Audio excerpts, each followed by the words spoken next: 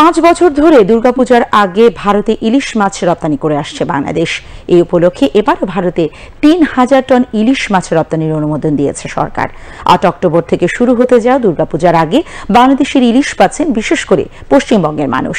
এর আগে চলতি বছর ভারতে ইলিশ রপ্তানি করা যাবে না বলেছিলেন মৎস্য ও প্রাণী সম্পদ উপদেষ্টা ফরিদ আক্তার। তাই এ বিষয়ে ক্রেতা বিক্রেতাদের মধ্যে মিশ্র প্রতিক্রিয়া দেখা দিয়েছে। শাহিদ জাহিদি প্রতিবেদন।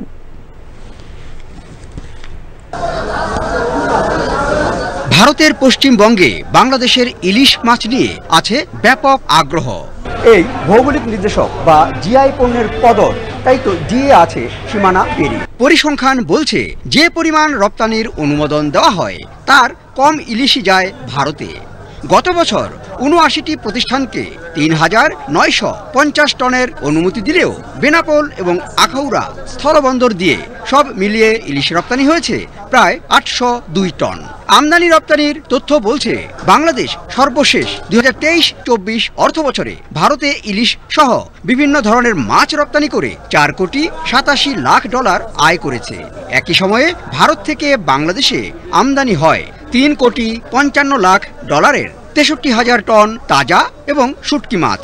দেখা গেছে ইলিশ রপ্তানি করে বাংলাদেশের যে আয় হয় তা দিয়ে ভারত থেকে আমদানি করা শুটকি মাছের দাম মেটানো সম্ভব।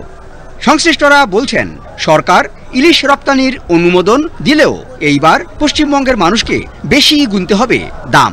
পার্শ্ববর্তী রাষ্ট্র হিসাবে তাদের সম্পর্ক ভালো হিসাবে ৩,০০০ মেট্রিক টন সরকার কইছে দিবে, এটা কিন্তু একবার বেশি না। রপ্তানি হলে দাম কমার সম্ভাবনা কমে, আর প্রতিবেশীদের ইলিশ দেওয়া দরকার আছে। দুই দেশের সম্পর্ক ভালোর জন্য, ব্যবসা বাণিজ্য রপ্তানি আমদানির জন্য ভালো। বাংলাদেশেই এখনো মাছটির দাম বেশ চড়া। রপ্তানি খবরে দাম গেছে আরও বেড়ে। বাংলাদেশেই দাম বেশি। আমরা সাধারণ মানুষ, যদি এটা ৫০০-৬০০ টাকা কেজি হইতো, এই যে এখন আমি নিতে আসলাম ১৫00-১৬00-১৮00 টাকা কেজি যাচ্ছে, তাহলে আমার দ্বারা তো আমি ৫০০ টাকা হাজিরা দেয়, আমি ১৫০০-২০০০ টাকার ইলিশ কেমনে কিনে খাবো? আপনার 1 কেজি ওজন প্লাস মাছ আপনার ১৭০০ টাকা কেজি, আর 1 কেজি নিচে যেগুলি ওগুলি আছে আপনার ১৫০০-১৬০০ টাকা কেজি। প্রতিবেশী দেশ ভারতে ইলিশ পাঠানো নিয়ে মিলছে মিশ্র ভাষ্য।